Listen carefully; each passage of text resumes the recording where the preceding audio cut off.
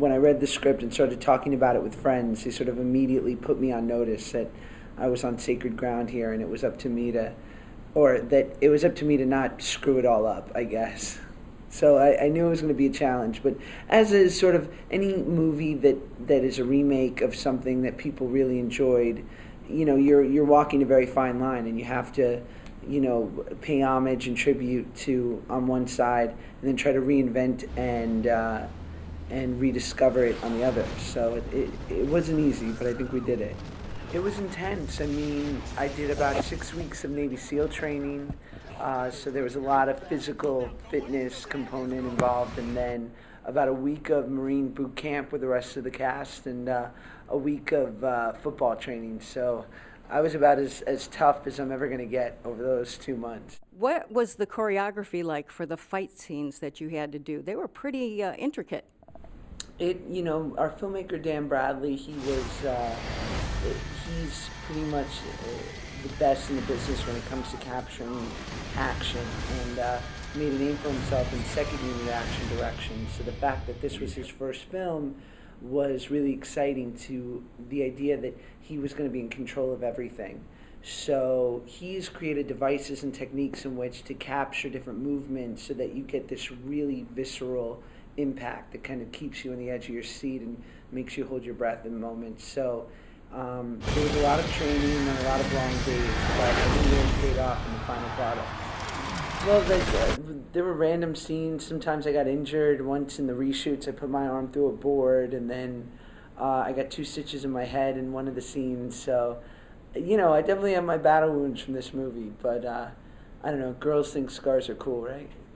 The final week of shooting, it was mid-December, and it was pretty much the third act climax, which is, us trying to steal this device from the headquarters of where the enemy is stationed. And it was getting sort of bitterly cold in Detroit, and, we would have we were shooting nights, and so you're going from 5 o'clock in the afternoon till 6 in the morning, and you're braving the elements a little bit, and you're just taking bumps and bruises and whatnot. So it definitely got exhausting. It had its moments.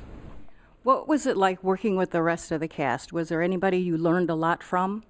Chris Hemsworth and I, we bonded a lot.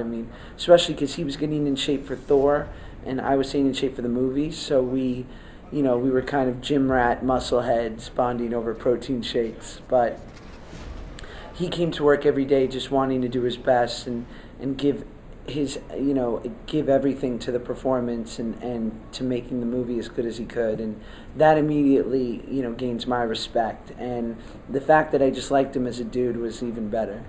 What I'm really excited about is this movie, Battle of the Year, coming out, a Sony Screen Gems dance film coming out next year in September. And what's that about? It's based on a documentary called Planet B-Boy, which is follows some of the best B-Boy dance crews in all of the world, and how they all meet once a year in France to have this real battle. And it's a real thing, and we shot there, and 20,000 people came for the arena to watch it.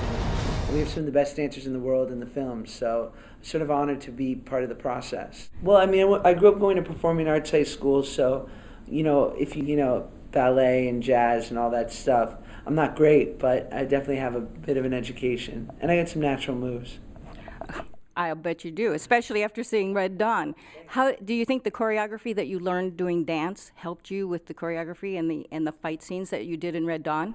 Absolutely. And conversely, I've seen, in working with the B-Boys, I've seen how they've done some action films before, and the fluidity of their movements and just your ability in which to control your body is so important. And acting is one of those rare things where you are the instrument, as corny as that might sound. And so, it's important that everything is well connected and well maintained so that you can, you can emote in any which way possible, be it physically or just emotionally.